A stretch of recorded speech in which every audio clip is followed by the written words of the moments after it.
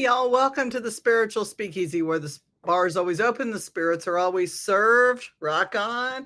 I am your paranormal courtesan here with Eric Vanderlaan, and he is an amazing person. Met him at the Rock Island Esoteric Roadhouse Paracon. I think I got some of those words backwards. Say that 3 times fast. Holy shit, that's a mouthful. And when I text it, I always screw up and it goes into something else.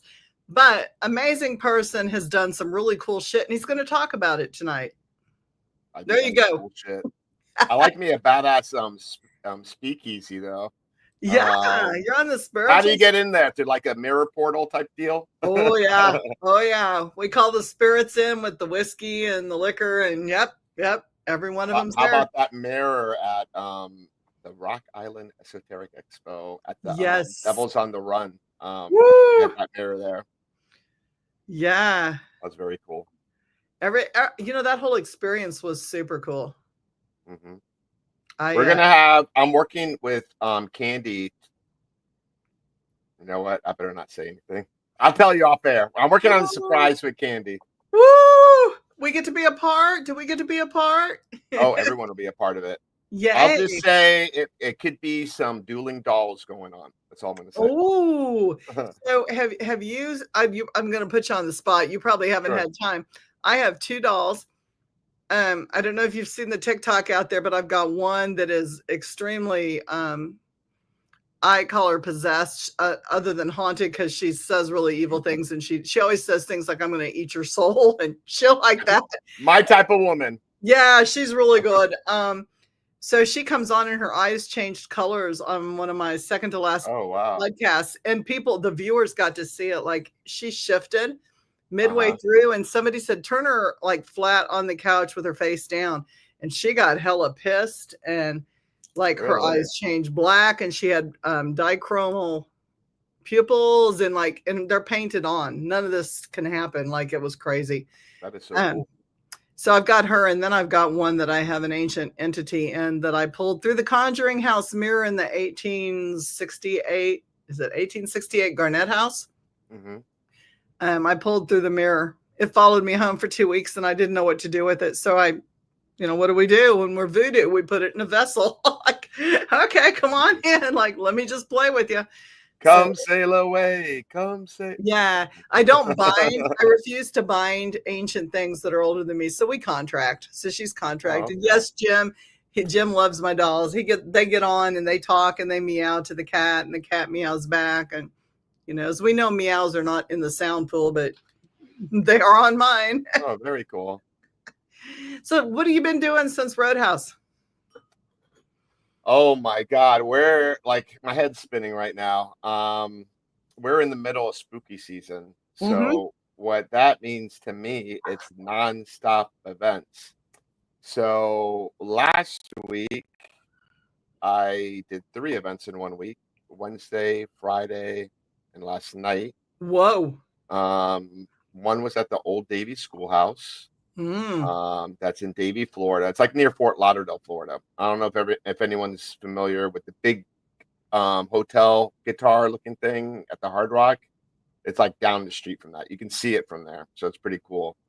And that was Friday, and then Wednesday and last night I was doing an event at the Deering Estate in Miami, Florida, and that's considered the most haunted location in Miami. And to me, it's like a spiritual location. I mean, I just feel connected there. I was raised in that neighborhood, so I don't know. And that's where my paranormal career started, was at the Deering Estate.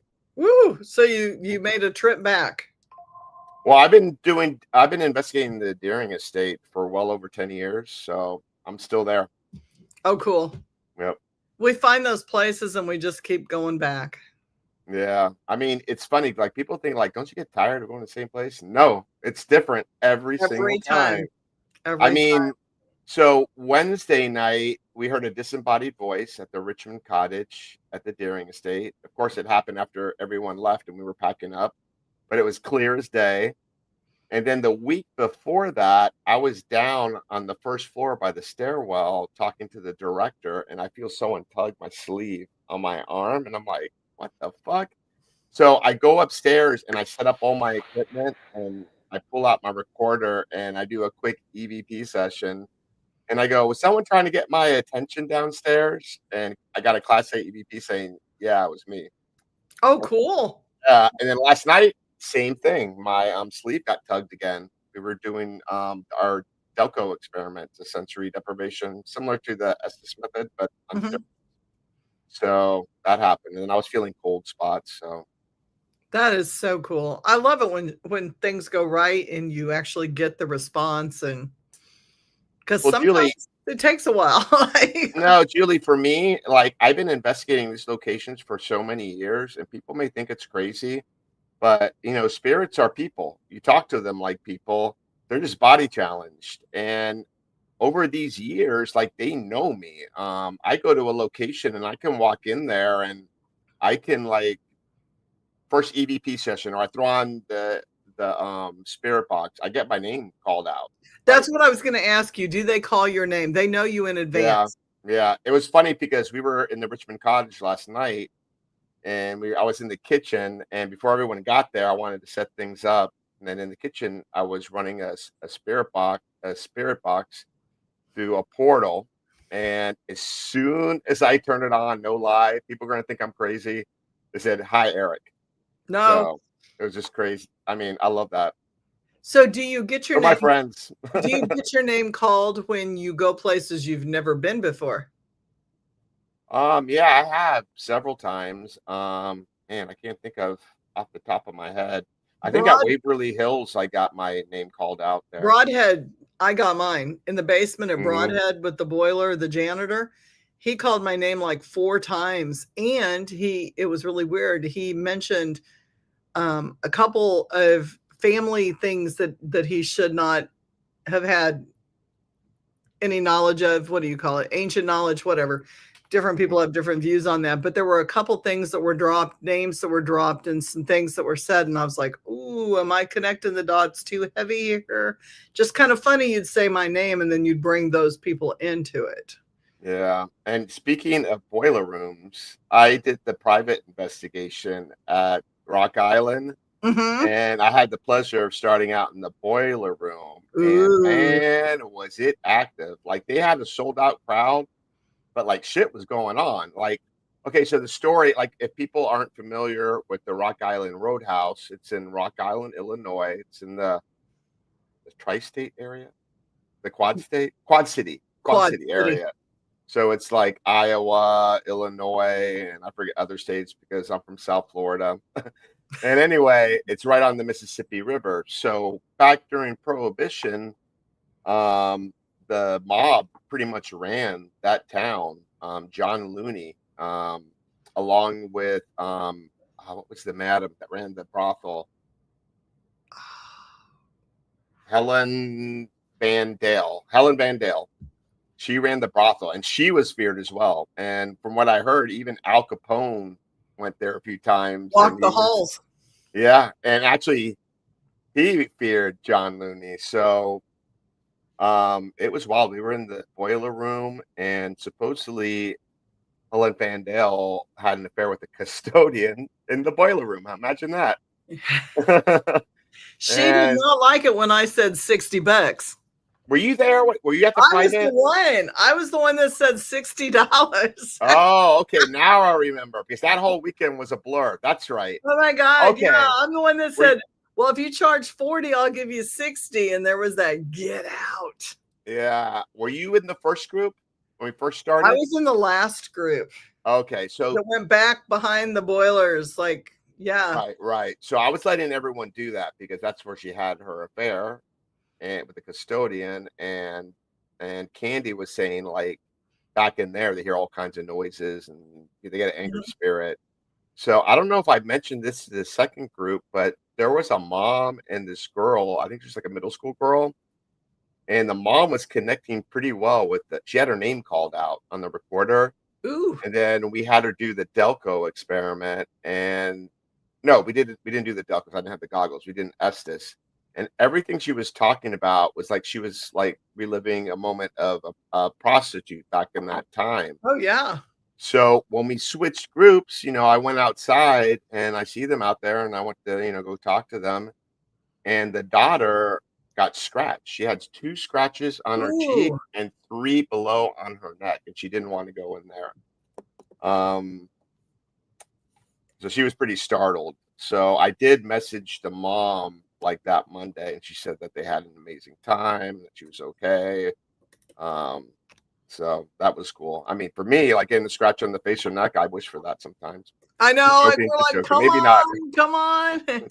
Do something to me, damn it. Fluff my hair.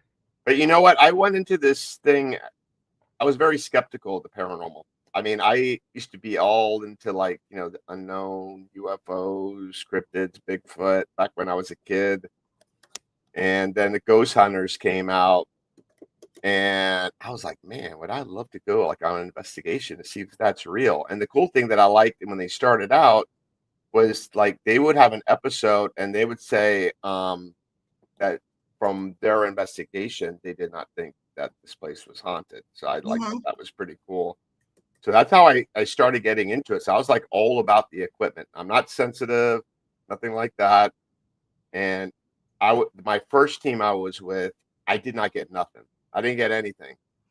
And then I was with them for maybe like 4 years. And then I had joined the last team I was with, and they're a very eclectic team. It's we got War Party Paranormal, that is. They have mediums, Reiki masters. They have people that are in the Wiccan. We actually had a pastor. I don't know if anyone here that's listening, or if you are, Julie, Tim Yancey. He used to work real closely with the Warrens, and he used to do lectures on the Amityville house. So he was our team pastor, but unfortunately he passed away. So what they taught me was to open my mind, because I think everyone's sensitive. They're just, it's just at different levels.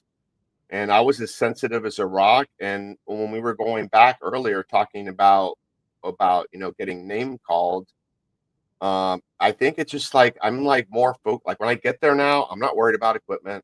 I'm trying to get my feels. I'm trying to walk around. Yeah. And now I don't know what you would call it, but I built up I don't know if you can call it a talent, or maybe someone has it, but I'm in tune to it. It's like I'll walk around and I'm like, oh my God, this is where I'm going to start investigating. And I go with it. And that's when shit starts happening. Yep. Like someone is secondary. It's secondary. Your brain is the most important. Yeah, I have I work with KD Stafford on Paranormal Task Force, and we have like I have all of his boxes and some of his prototypes that he can't even make again because I bought the prototypes, and he's like, I don't know how to make it because you got it. But we'll bring that stuff out, and I love the equipment to back up what I'm doing. But I'll go in with the body cam and review it later, and I'm just as happy with the body cam because you get the EVPs. Yeah. You can clip on a mic with the body cam. Yeah. Super sensitive, and I can do and I don't care if somebody's watching me while I'm doing my SDs. Like the focus isn't on me; it's what's around me. Right. And if I have a camcorder or a recorder going on watching me, then that's all I need. But we have all this fancy equipment, and we carry it just in case. And other people rely on that, but I don't feel like I have to prove anything. Like not, you know what? Like for me now, it's all about getting the feels. Yeah. Like me, I was like, okay, if something happens, like, because how I got into the haunted files is like when we go investigate, we're like with your body cam, we're constantly filming. Because when something happens and I haven't captured it, then to me it never happened. Right. And I was all about like, I'm like a bit like, I don't know, my favorite thing in school was show and tell. So I love showing what we captured, and I used to even do like lives and stuff, and that's what led into the haunted files. That so it's a raw we're very raw. It's pretty much like, here, this is what we're getting, and you be the judge, and you well, and different people hear things from your podcast. How many times have you been on and you've had something and you're showing clips, and your viewers write in and say, oh my God, I heard this, or I saw this. Yeah. I love that shit because with my dolls, when I bring them on, I'm trying to focus. I'm multitasking, which never goes well. You know, but I'm like trying to talk to the audience and I'm trying to do my thing. And then I miss what's being said on the ITC or I jumble it because I'm trying to listen for two different things. And right. say that clearly said, and somebody else will validate. And I'm like, whoa, see, there we go. Yeah. Yeah, definitely. So if you had to take equipment, what is your go-to equipment for anything?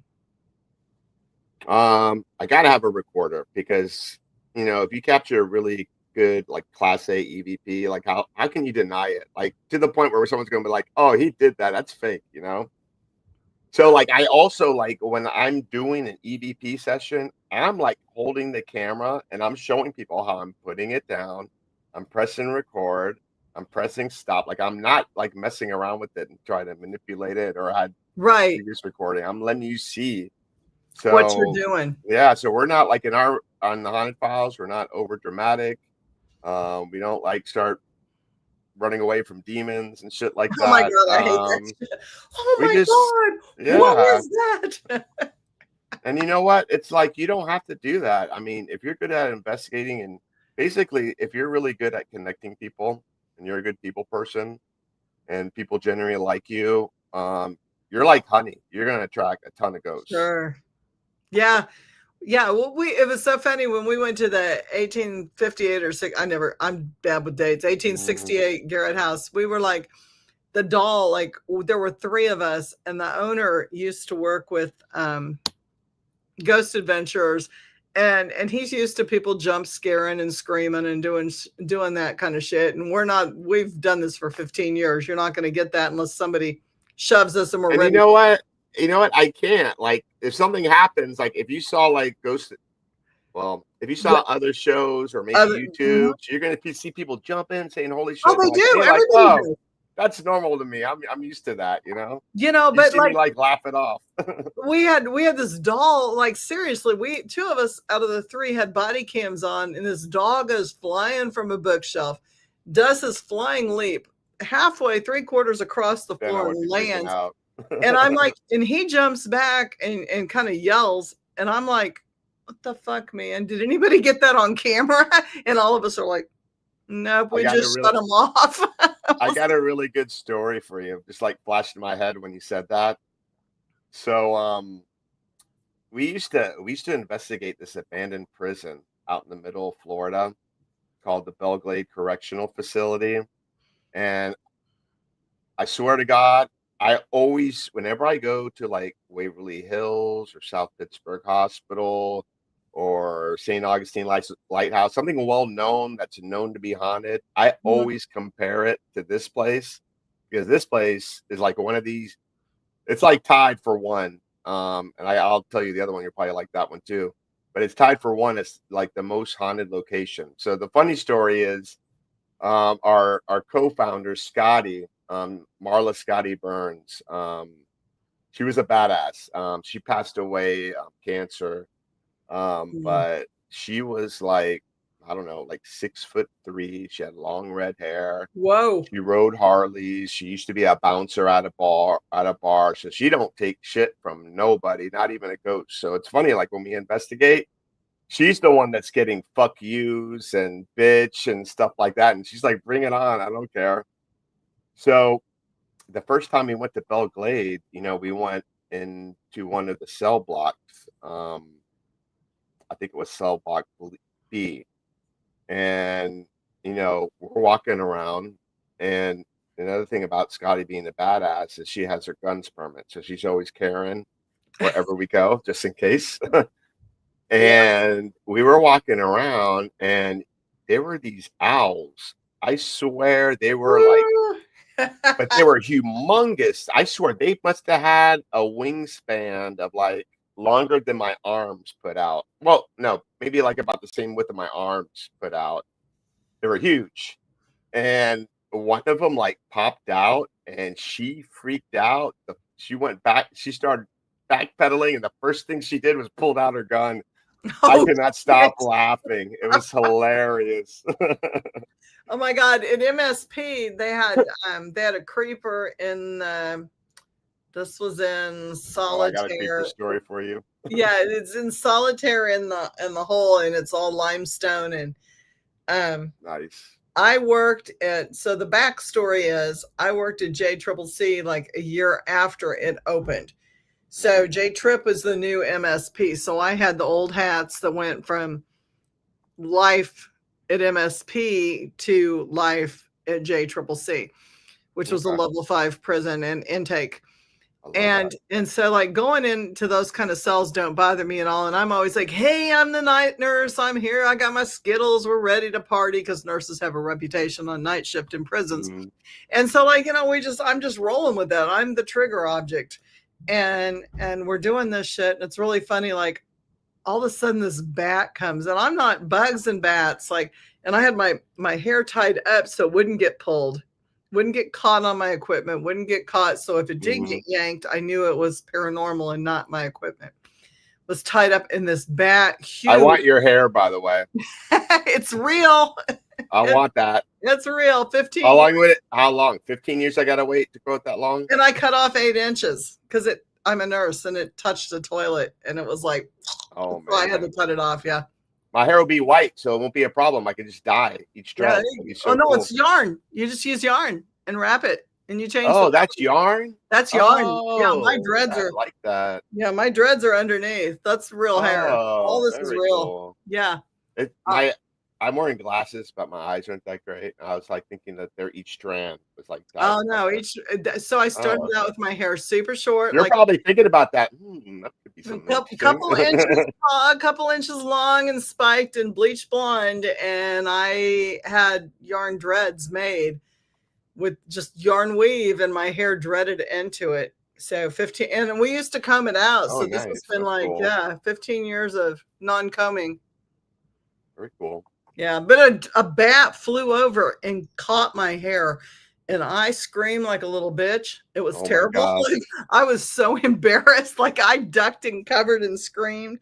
It had wingspan. It caught my hair, and then it came back at me again, and that was like just stupid. Like that. It's not as good as my bat story, but sort of similar. Did you have one go on yet? So I went to Waverly Hills.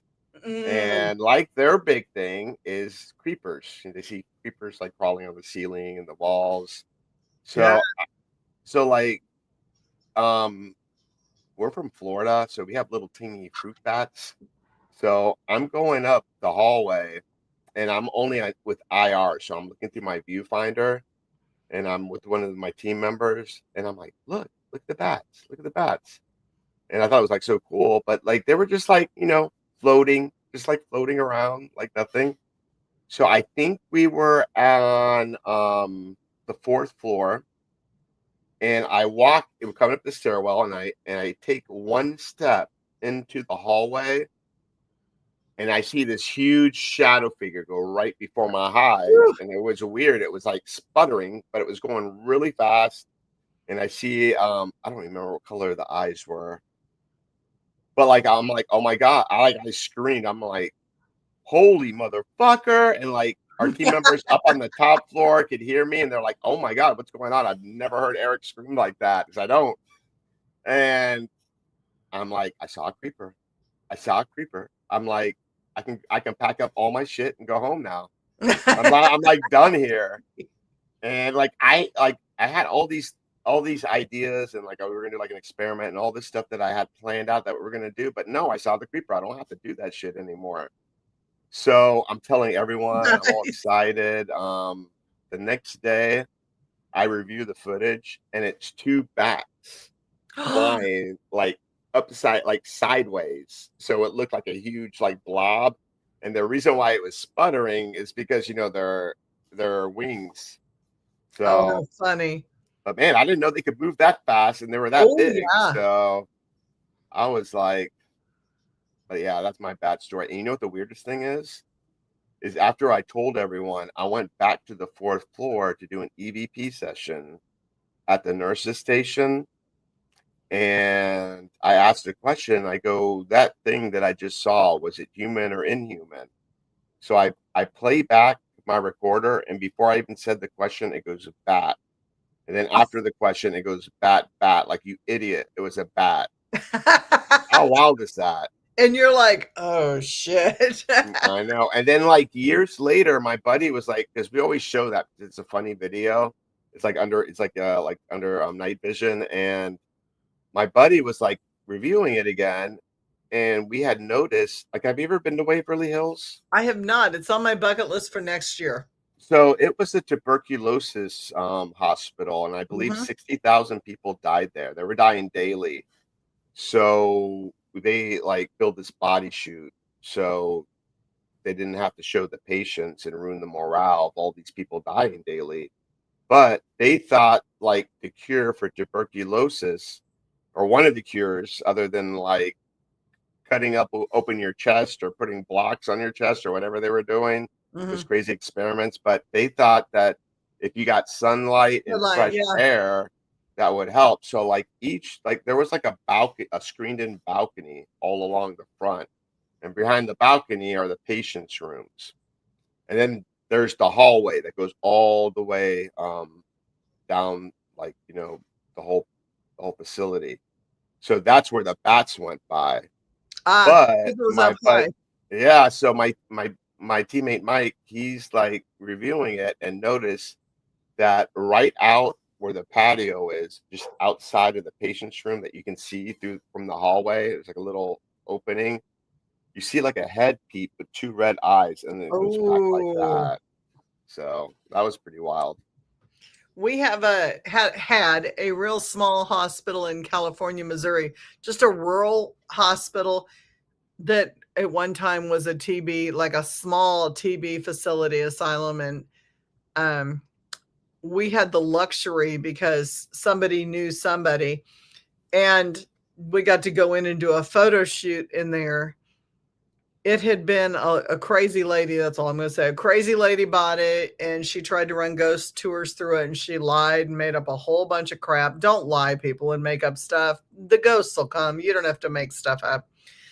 Once you lie once, you ruin your credibility. Oh my God. And she put in children's tombstones and all kinds of stuff and had people. It was just a sad, sorry experience. But my husband went in as a musician, and his partner, one of his musical partners in the band, and they went in to do a photo shoot and use that as their album or their CD sleeves, like the different, because it was an asylum based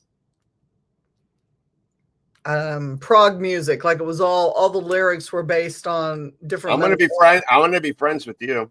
Yeah, it was really you and your husband. So we went in there, and like we're doing he and my daughter are doing a photo shoot, and everybody's taking pictures, and I'm ghost hunting. Like I'm seriously ghost hunting. Yeah. And we went up, and I'm very sound and smell sensitive. So being a nurse, you would think I wouldn't do this, but after 60 years of being alive, I still like gag when I smell things, and certain sounds trigger a huge gag reflex. And somebody was throwing up in a sink upstairs. And I mean, like you could just hear them retching and trying to breathe. Oh, wow. And I sneezed, and they stopped and said, bless you, and continued to hurl. And we had all this on tape. And then we stepped on a broken light bulb, and it said glass, ouch. And we had such great responses, like clear cut Class A EVPs with the old fashioned Olympic and Panasonic recorders that, they don't make anymore. Did you get to speak to Patty Negree at the event? I did talk to her for a little bit. She's amazing.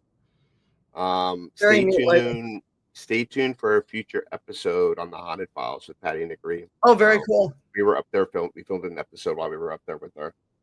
Yeah, she was very, very kind and very, very human. Very. I love that. You would never, I mean, she's like, she lives on Beverly Hills. Like, you would never think that. She is like the most down to earth. She's like one of my good friends, and she's like done so much for me. Like, and she'll like do anything for anybody. That's the type of person cool. I is. sat up in the wrong classroom because they told me for my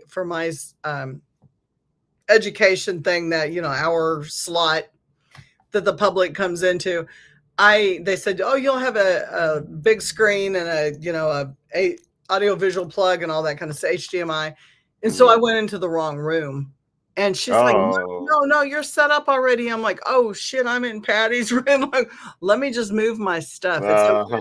And she's like, no, you're set up. Like, it's beautiful. Like, yeah, she was so cool about it. Like most people that, have any kind of fame would have been like, screw you, that's my room. And she was not at all. She was so, no. Did you see her do the Delco experiment? I did not. I was running my booth. Oh, okay. Yeah, she had an amazing session. And you know what the weird thing is? We were in the Looney Lounge. Oh, really? So, yeah. So this is crazy. I mean, I'm still thinking about it. I can't believe this was happening. So we were in the Looney Lounge. And I think we started like at 1 p.m. So the first thing we did was we were there last year and we filmed an episode of the Haunted Files at the Rock Island Roadhouse. Check it out on Paraflix. And it was weird. So we had people like, it was like standing room only. People were watching, and the thing is going on, and 3 ladies in the front get up, and I'm standing just outside the doorway, and they come out and they pull me to the side, and they're like, we got to go. I just got touched, and I'm like, oh wow, that's pretty wild. So yeah, she got touched. So that was pretty wild, and then a few minutes later, another girl comes in and she's like looking for a place to sit. And I'm like, over there's a spot up front. That's where the other ladies left. A few minutes later, she's like, someone just like ran their finger down my back. So I'm out of here. And then another girl had her knee touched. It was crazy. Like 3 people, actually 4 people, because later another young girl said she got touched. So these are all separate people coming to me. They never spoke together, saying they got touched in this separate room. incidences. Yeah, in a span of like 50 minutes. It's crazy. We had a lot go on 3rd floor when we did our little tour thing there. I went with the people from Greece. Okay. And we were the first ones up there, and they had just bought a new SLS. Is it SLS Pro, the newest SLS? Yeah, that's out there, and not a big fan. I use my phone. I use GhostTube SLS. I'll be honest, but I have an SLS. But anyway, what was weird was I didn't know what he was doing. I knew he was on SLS, but I didn't know what he was doing. And I walked in, and of course I'm like very sensitive. Like I see things and I hear things and I smell things, and I'm like, okay, there is a creepy crawler in here. He's like a spider-like thing, got a human head. He's up in that corner. He's over there. Let me see if I can draw him down. And so the husband of the team got on his SLS and let me see if I can find you. I got you. And he had the rest of the people in the team come watch him, stand next to him. And he's like, holy shit, wait a minute, there's this thing. And he told somebody, he said, get out your phone right now and start recording my screen so you can send it to her. And they're like, everybody's like, holy shit, it's touching you with one of its legs. And I'm like, come here, come on. Like, I'm saying it's right here, and it was right there, and it was like crawling up a spider thing. And we had such good responses, like I kill others, and it was a whole, oh really, we had all kinds of neat things going on. And then there was banging. So somebody ran up to 4th floor, and Sarah and Rob were sitting still, nobody was moving, and you could hear the doors banging. So I went into one of the rooms, and I'm like, are you there? And it said, it growled. It was a really loud growl at me. And then it said, I kill others. And I'm like, okay, that's nice. Like, okay. What floor was that? 3rd.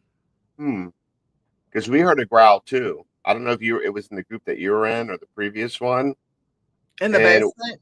Yeah. And no, we heard a growl. We were hearing banging as well. And we also heard a disembodied voice of a woman, and we were all being quiet. Like, how like we had the chairs and you're facing the boilers, and then to the left, if you walk all the way back by the boilers, you can go out that way, and there's a stairwell. Okay. And you caught a voice there? Yeah, so you got one opening that's a stairwell, and then the other one was, I don't know what that led to, like a closet or something, and that's where the voice was coming from. And then I went to double check the stairwell, and there was just nobody around. It was crazy. Well, I'm the one that had the banging in the pipe, the open. Like I said, it had a huge rusty, like, huge, like couple 3-4 feet wide. In the boiler room, right? Yeah, in one of the pipes. I remember there that. Was some heavy banging there. Like, yeah, that was weird, right? That was, and like, there's nobody that could have been walking there. There was nothing that could have been. I mean, it was pure. And they're not, and people have to understand, they're not pipes like this. They were like big pipes, so it wasn't like water that was flushing through. No, this is like people can crawl through these pipes, and it was so rusted out that there could not have been, like, you could see to the top of the pipe, and it was a huge hole. I mean, it was. They were like crumbling apart. They were like brittle. So it wouldn't have held a person. This was bigger than a rat, and I understand what mice and rats sound like, and this was not. This was a huge, like, somebody was banging on it to get your attention. Did you go to the seance after? I did not. I pooped out. So they had so it got pretty interesting. Were you there when I was asking everyone if they wanted? I had I had the millimeter back by where the boilers were. Yes. And I was asking people if they wanted to go there and do like a little isolation. And there was a gentleman, like a Latino, that went back there. Were you there for that one? There was a gentleman that went back there. Yes. Well, when the seance started, I guess everyone had wristbands. Like if you bought a ticket, they gave you a wristband. So he was at the seance and he didn't have a wristband. And I guess Get Haunted had like two big dudes that like security. And they were like, "You don't belong here." And no, they're like, "Yeah." And the guy was like, "No, I bought a ticket, blah, blah, blah." And I guess he had snuck in. So they had to escort him out. And they had to use force to do it because he didn't want to leave. It was really weird. And I didn't even know, but he was one of the guys that volunteered to go back behind there. So when we were leaving, and it was after midnight, well, she started a little after. I think she started late. That was him in the parking lot. Okay, because they said somebody came in with a recorder and a ball cap, and maybe it was a backpack, and they were looking all over, and he had a walkie. And they were like all looking for him, and we're leaving. We're not going to get involved in all this. Oh, I don't know anything about that. I guess but he got in the doors, and he got in when everybody else was leaving, and they started looking for him. And I wonder if that was him, because they said he didn't have any bands on. And maybe he snuck in. He took his hat off or something. That could be recognized. But yeah, so everyone goes right before the seance gets started. Everyone goes to the window because they can hear all the commotion outside. And I see the guy like pinned down. Oh shit! Yeah, so he was like putting up a fight. He didn't want to leave. But that's crazy. Shout out to Get Haunted with dealing with that. Yeah, I wonder what his message was, like why he needed to show up. Doesn't that make you wonder? Like, I'm one of those people that, like, subconsciously and spiritually, why would he? I mean, I don't even know how much the VIP tickets were. Oh, they were, I want to say $50 or $75 for her show. Okay. On top of the admission. I'm pretty sure. Okay. It was a great event, though. I've been to a lot of events. And I think that's now my favorite one. Bring a fan. Yeah. Bring a fan. We had, but I'm used to that. I'm in Fort Lauderdale. Yeah, we had I'm just going to say we had a nice lady that had a booth that kind of stole the fan. And, there's always that one person that has to have more air than somebody else. And we did not bring a fan. And next time we will travel with said fan and we'll be fine. Right. Yeah, for sure. Like, I knew it wasn't going to be heated or aired. I just figured I could withstand it. And the older I get, the less I'm able to tolerate the temperature, especially when you're going to be there half the night too. Yeah. But that was a me thing. That's not a them thing. Like, that's just. Then you wouldn't want to investigate the places that we go to. Well, I have personal fans. I have things that I use in between, and I just was stupid and didn't bring them. Like, I have respiratory issues. So, like, it's a whole thing. And I know going into places I'm going to have troubles, but I just didn't plan for this one. Because in October in Illinois, especially where that place is, you think it's going to be a little cooler. Yeah. I mean, there's some places that we go that are abandoned and are out like pretty remote, and we're having to deal with mosquitoes that are on steroids, the heat, the humidity. Even in the evening, it feels like it's 100. We're dealing with pythons. We're having a python epidemic. See, I'm okay with pythons. I will pick that bitch up and carry it around, but mosquitoes and crunchy roaches. Not if they're bigger than you. Oh, Burmese? Yeah, I've played with Burmese growing up, so no, I'm not offended by pythons. We got gators, we got crocodiles, we got skunk ape. So, have you seen skunk ape? Go ahead. Have you seen this?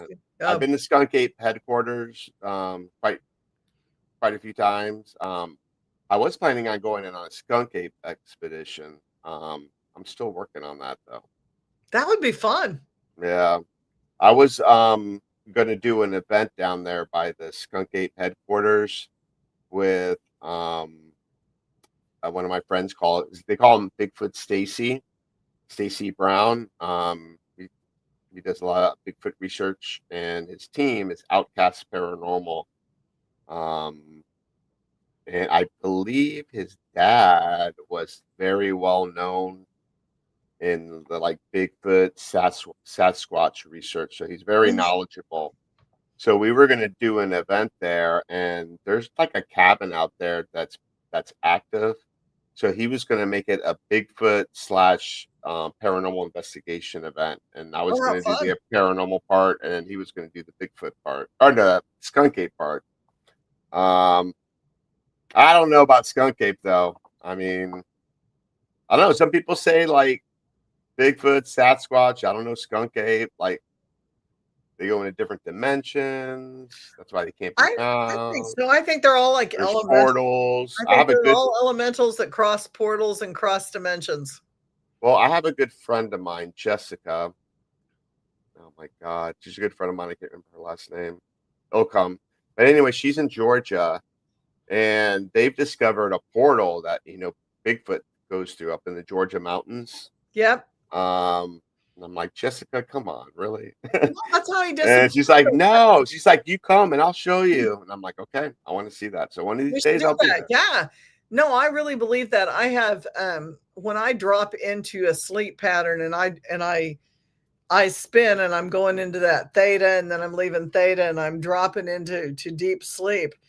I have an ent that will come sometimes, and I mean that bitch is in my room and it is over the top of me and it's trying to talk to me, and I have yet to figure out what to do. It terrifies me because I'm always like just not like I'm nodding into almost the REM, and it's there and it's over me and it's talking and it's dripping and I'm like, it catches me off guard every freaking time. And I'm like, finally I learned, instead of being scared, to say, if I could get it out of my mouth, just take me where we need to go. But I have to be able to speak it. And if I'm like, if I'm drifting into sleep, then I go to sleep and then he's gone. And like, but he's there and they cross portals. They do. It's funny that you say that. Like now that I've been in the paranormal and I told I was a skeptic, after all these years of being in the paranormal and investigating, I start to reflect back as a child and some memories that have stuck in my mind that are like unforgettable memories, like going back to where I'm like 6 years old, and I don't know why it's there, and I don't think it's a big deal that it's there. It was just odd. But like I remember like 6 years old. I remember I don't know if there was like an entity there, but I didn't want to be in my room and I was like terrified. And I got up, and what a normal kid would do is run to his parents' room. So, I'm going down the hallway, and we were like in a townhouse because we were living there while they were constructing a new house for my dad was building a house. So the hallway's very short, but I'm running down the hallway and it seems like it's taking me forever to get down. Like I'm running in slow motion. Right. And I'm scared, so I'm trying to scream as loud as I can, but Not nothing is making coming out any of my noise. mouth. I'm not making any noise, and I don't know why that I don't know why that would remain in my head as a memory, and then like doing this, like maybe that was something that really did happen that was real. I It always did. thinking maybe that was like a nightmare I had that I just never forgot. No. No, I used to have something we had the same situation, when we moved to Jeff City from Raytown, we lived in an apartment until our house was finished, and I would have the same dream every single night that the wall and it was that it was a brick wall to outside and a window would open up and there would be this really horrendously scary entity trying to get me in the window on the outside, but that would have been the Right. inner part of the apartment going into the hallway and there was no Mm-hmm. window there and there was nothing there. And I had this every single night for the year, 6 months, 8 months that we lived there. And it's funny, we came into this house and I'm in the house now that my parents built in 66. And it turned into a cloaked shadow thing that chased me up the stairs. It was the same thing. And Wow. it was probably 5 years ago, 10 years ago that I Mm-hmm. came to reckoning with the thing. And then when I took over the house 5, 6 years ago, I had to come to Jesus with it. And it ended up being my shadow self. Like it was a part of me. Yeah. And I was like, well, this is kind of I could believe that. fucked up and deep. Like, I'm scaring myself. Yeah. But there was a whole thing about, are you afraid to be yourself? Why are you chasing yourself around? Why are you scared of what you're going to do? Yeah.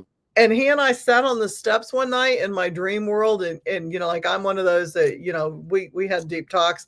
I'll smoke a cigar and drink some whiskey with whatever I meet with. And I'm sitting on the stair and I'm like drinking some whiskey going, what the fuck are you? And he's like, I'm you. And I'm like, okay, let's drink to that.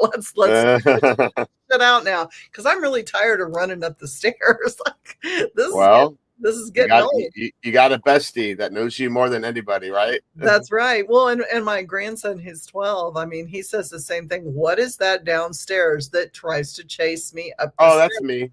I'm like, I said, just sit down and talk to him. He's okay, bud. Like for real, just leave the lights on and sit down and talk. Say, I got two versions of me. The nice one that you're talking to now, and the one down there is the one that gets mad if you're not do your schoolwork. Do your schoolwork. Exactly. If you're not doing the right things.